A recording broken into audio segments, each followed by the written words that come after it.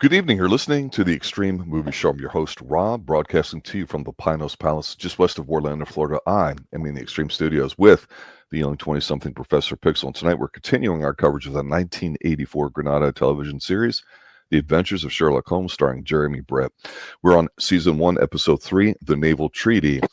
And Pixel, I know in our past couple weeks, the few episodes we've talked about, we've mentioned how it seems we're learning the rules of what Sherlock Holmes is. There's always been these interpretations to it. Also, like the order of which you decide to do cases. Obviously, at this time, Sherlock and Watson have been established. Like they haven't just met in the side room with each other. They seem like they're quite content with each other's working relationships, personally, professionally, and all that. I really like the first two episodes. We get something a little different, a little bit more having to do with the British high society here. A treaty that might affect Queen and country, as it were, and all that. And so by now we're starting, I think, get our footwork into these episodes here too. So what was your initial take on this episode? I thought it was a bit dramatic in that Britishy kind of way, not necessarily a personal kind of thing due to the content, but not bad at all. Sort of there for me, not horrible, but I wanted to hear your take on it because there's definitely some interesting things in this one.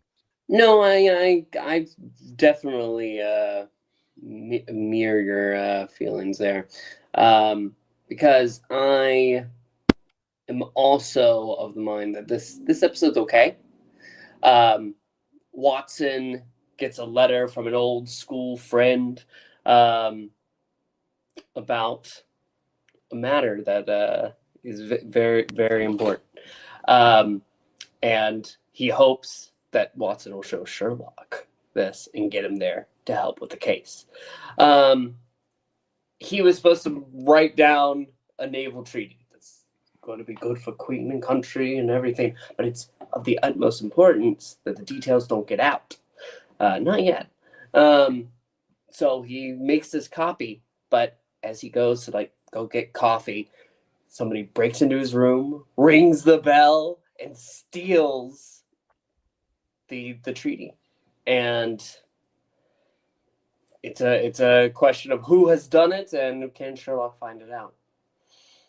Yeah, one of the key things about this episode to me is when you start doing the detective stuff to it and screw motive and all the questions, but the clues part, that's always the juicy stuff we get first. Usually we get the clues, we get the suspects, then we get thoughts and testing and a red herring and then a timer of some kind, and then boom, things happen.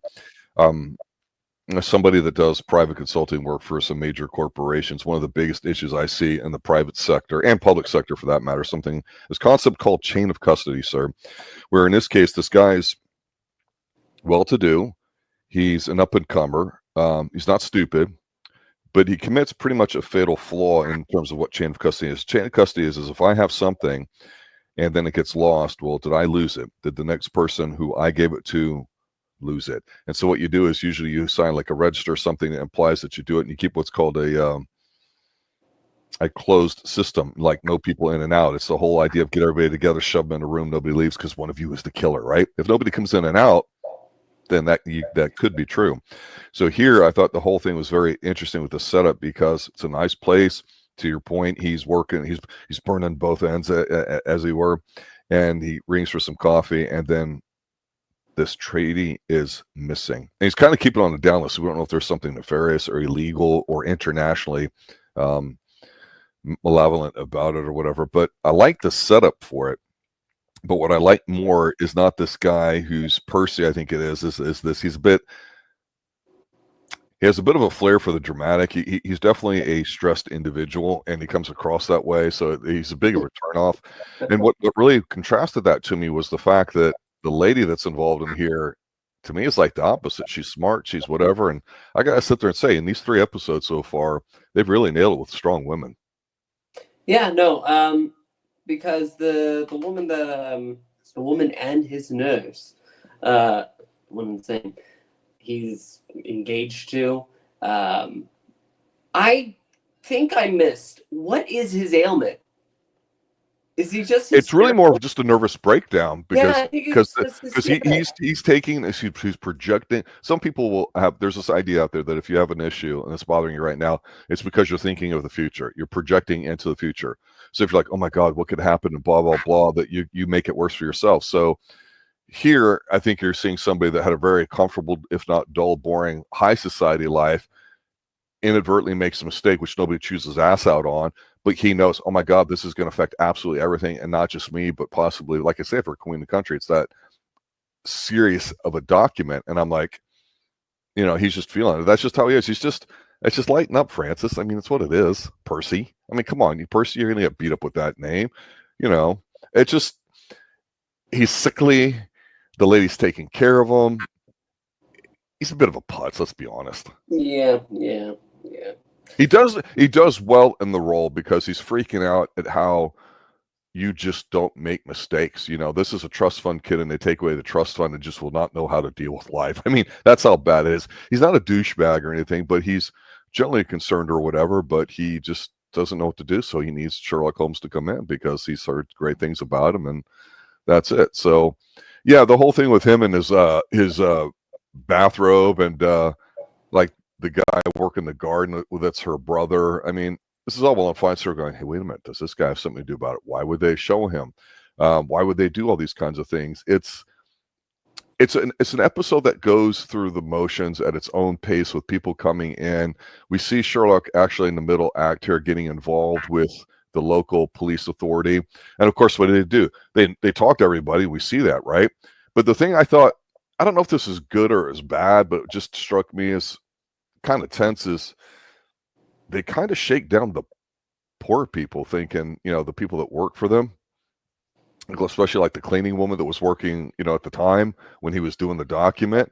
And so you see them, they're basically roughhouse. They're like, yeah, we're taking you down. And it's like, they're not screwing around at all. And all those kids are just sitting there looking at him. I go, I guess that was just how it was at the time. You got a bunch of kids living with a woman in a small little place. It's the, end of the Industrial Revolution over there. And Percy's frantic because he's looking around looking for everything. And the kids are just looking at him. I thought, this scene is done well. It kind of made me uncomfortable. They look poor as hell. The point that I want to get to, yeah, no, I did think about that woman, but we haven't talked about the fiance's brother, who Sherlock goes ahead and clocks as soon as he meets him, as soon as he sees him in the distance. Like, that guy's shitty. Yeah, it's like he's too smart to be, just a hired hand kind of thing, or whatever. He's just got that plant screaming all over him. He's an insider, right? I mean, it's so obvious. Yeah. And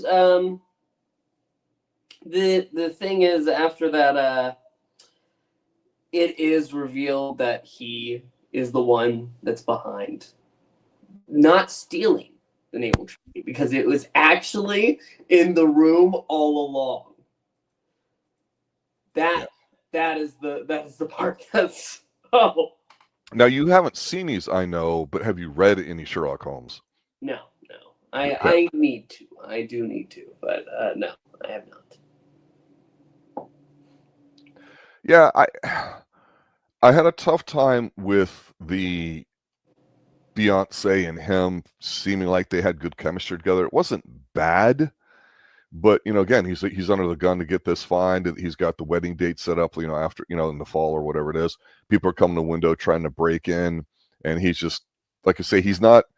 This is a show where you're watching the buddy cop aspect of it. You don't really care about everything else. And to me, seeing Sherlock get all dressed up with Watson, and they're going and visiting the other French guy and talking to him with some history stuff behind it, and the effects of what this treaty have to do with some of the different continents involved. I've seen him there with the top hat on and the ascot and everything else there. I'm like, man, this is British as it gets. And then, of course, they're walking the grounds too. And I don't know if this is filmed the exact same estate as the last one. A lot of these are filmed in the Manchester, Liverpool area there. I just love them seeing them outside because, again, it's as authentic as it gets with the lighting and all that. And I liked it because they're trying to basically look at the room itself and look for clues, right? So they're looking on the outside. They're looking around. And we get a side of Sherlock that, if you're not familiar with this character, this might throw you. It's basically, he does this ninja thing where he says, you know what, I've concocted this plan. I want you to stay in the room this entire time, blah, blah, blah. And so he makes like he's leaving, But what he does is he does the ninja roll off the cart, right? And he stays with the horses until night so he could just have a clear, unobstructed view of the room so he could see what's going on. And you see here in it. So basically what they're trying to do is they're trying to work this situation where, hey, we got a plan. If somebody's trying to come in and do something, we're going to catch them red-handed, literally. And so he had sent Watson to go back home or whatever. Mrs. Hudson, the maid, always is pretty nice. She's pretty strong there, too. And to me, this is perfectly a good example of how Jerry McCutcheon's character is a bit manic or whatever. There is a focus on some of the guns and drugs here, just a brief shot of it earlier. We saw it earlier. Here, when they go to sit down for morning breakfast, is one of his hands bandaged or whatever, and they go to eat and everything. And Watson's like, what the hell's going on? And you're like, he's like, I need to eat, bro. And it just times it where everybody kind of shows up at the last minute where you have, I think most people call it the big reveal of what's going on too. And it was solid. It was very refreshing because Percy comes in, they're coming from out of town to here at 221B Baker Street. And he basically explains how it goes. And so you get a little bit of a flashback of him like waiting in the hay. The fight that he gets into, I wanted to ask you about that.